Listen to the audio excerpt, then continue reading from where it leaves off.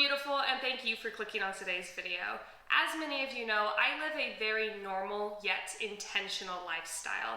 I often describe my lifestyle as minimalism because I am very conscientious and intentional with the things that I bring into my life, and I often give things that I bring into my life a lot of thought and time before the point of purchase. I do still, however, live a very normal suburban life in the United States of America, and for that reason, I do still have to own and use cleaning stuff to clean my house from top to bottom. So today I wanted to go over my minimal and curated cleaning supplies with you. I really think that cleaning supplies is a place in everybody's home where pretty much every single person can be a minimalist. So many marketing dollars are spent to try and convince you that you need X, Y, and Z to clean every surface in your home individually. And I have found that to not be the case in my life, and also not be the case in anybody's life as long as they're keeping up with like regular cleanings of their house. So today I wanted to pull back the curtain and show you what I believe you actually need in order to have a clean house, and hopefully save you guys some money along the way so you're not drowning in cleaning products under your sink, in your laundry room, and everywhere in between. I will also be showing you a recipe that I use for a homemade all-purpose cleaner that is food safe, pet safe, and an actual disinfectant. So let's go ahead and get into it.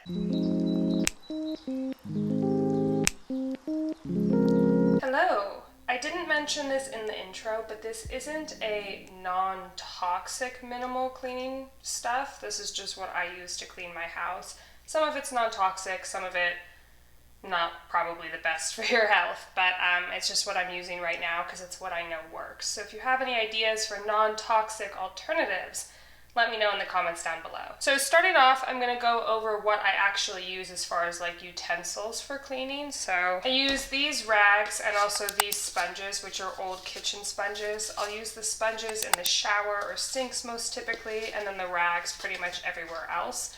And that's what I use for like all surfaces in my house, with the exception of the walls and the floor. For the floors, I do actually mop. I find that the little Swiffer wet jet mop doesn't actually get the floors clean, so I do make my own solution for mopping, and I mop with these microfiber heads that attach to my mop. And what's great about them is they detach so they can be washed in the washing machine and used again. So I have one for my floors and one for my walls. All right, and then moving into the actual cleaning stuff, I keep all of my cleaning stuff in this cleaning caddy, with the exception of the couple of items that I keep under my kitchen sink, just so I have one upstairs and one downstairs. So let's go ahead and jump into it. So starting off, I have gloves. Pretty obvious, I like to wear gloves to clean so I don't ruin my hands. So those are in there, just like that. Number two is this brush that I actually don't prefer using, but when my husband cleans the showers, he likes it, so we keep this for him. Next, I have my oven cleaner. I only need to clean my oven probably twice a year, just because many things I cook in my oven tend to not spill over and need to be cleaned. But I did find that when I tried to clean my oven with like baking soda and vinegar, it just didn't get the grease off. So this is what I use, twice a year. This can will probably last me my entire lifetime. Next on the list is my window cleaner. This is for windows, this is for glass, anything like that. I will sometimes also, in a pinch, use this as an all-purpose cleaner depending upon the surface, but usually it's just for windows and glass. Next on the list is what I use to clean my toilets with. My husband also likes to use this on our sinks, but I don't really prefer that. I use this pretty much exclusively on the toilets because it does have that disinfecting bleach in it.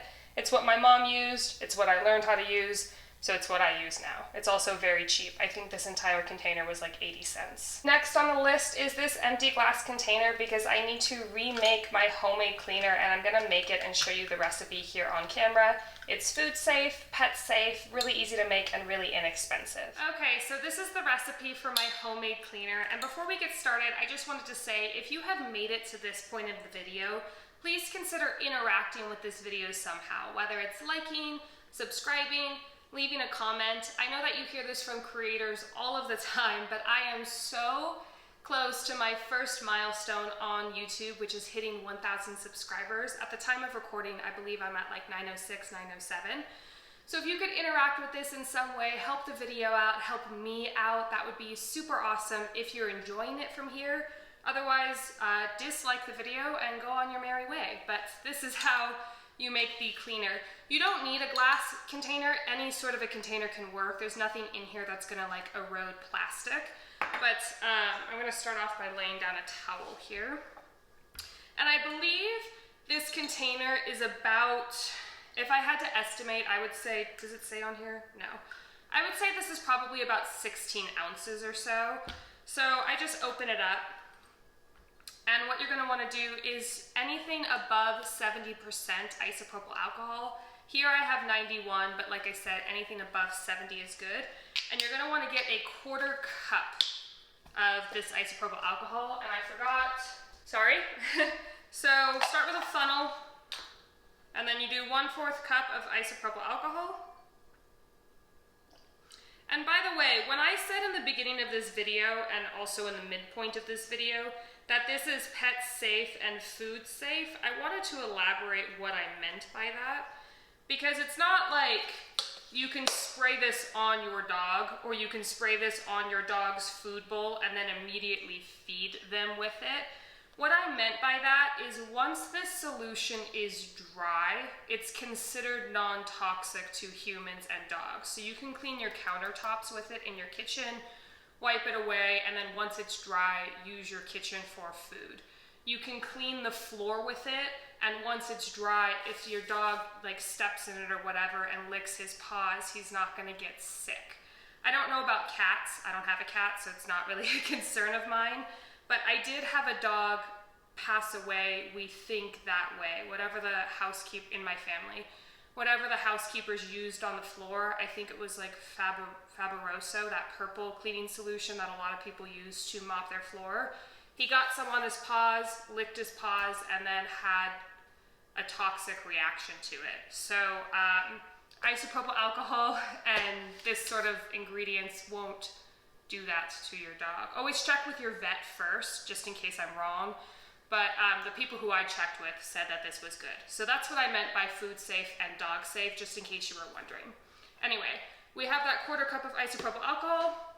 Then you're just gonna do like 3 or 4 drips of any sort of dish soap that you have. I've used all different kinds of dish soap. What I prefer to use is the Dawn antibacterial. I get this at Costco.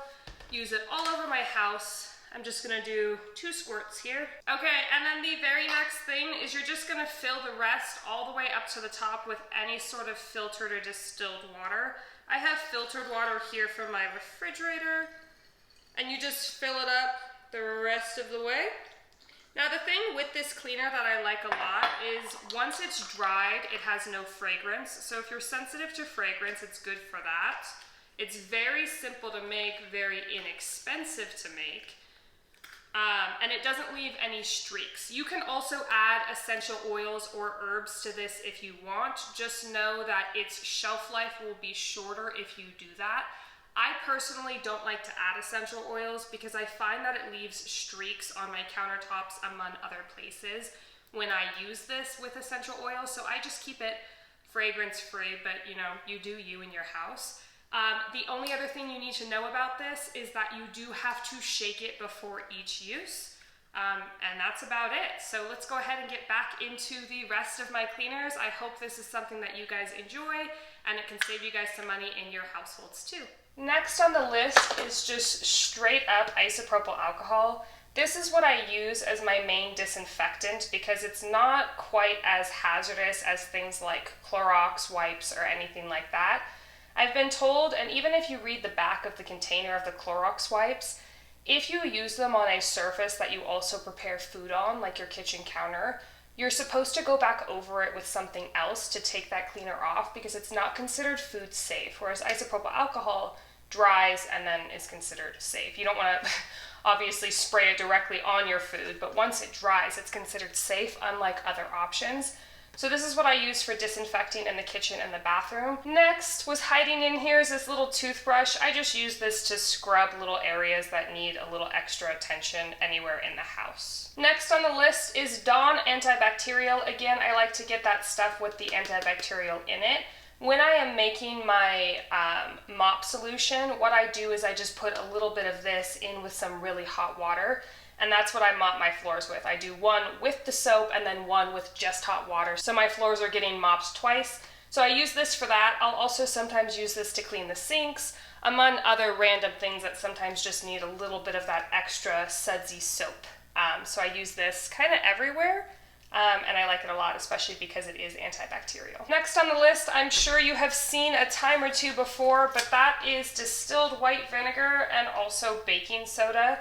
You can use these two items both by themselves and combined together in a lot of different places in your house. Just off the top of my head, I use vinegar to clean my dishwasher and washing machine. You don't want to do that too often because you can ruin the rubber seal on both of those appliances, but if you're doing it like once a month, totally fine in my opinion. You can pour baking soda on anything and then scrub vinegar to suds it up, and then it really is an effective clean. I will also sometimes, when the drains are getting clogged up, pour baking soda down the drain, then pour some vinegar, and it can loosen that clog without having to use something as abrasive as Drano. So these can be used just about everywhere, and I like them a lot for all different purposes. And then the very last thing is something new that I'm trying. This is called the pink stuff. If you have a TikTok account and you've seen any sort of a cleaning video on TikTok ever, I'm sure you have seen this item. I used to have, it was from Ace Hardware. It was like a bottle of essentially the same thing, but in like bottle form, and it was green. And I really liked the way that it got off like soap scum and stuff from the sink and shower. So I saw this when I ran out of the stuff from Ace Hardware, and I wanted to give it a try. It's apparently non-toxic and all of that good stuff. So I will be using this in sinks, showers, faucets, etc., but I haven't actually tested it out yet, so stand by on my review. And that is going to be it for my cleaning stuff. The very last thing in here is this little scraper, just, you know, for little areas that need extra abrasion. And that is everything that I clean my house with. So let me know what you think. Am I missing anything? Do I have too much stuff? Do you guys have any recipes for some less toxic stuff for some of the items that I'm looking to replace in the near future? Let me know everything and anything you have to say down below. And with all of that being said, I will see you guys in the next one. Bye!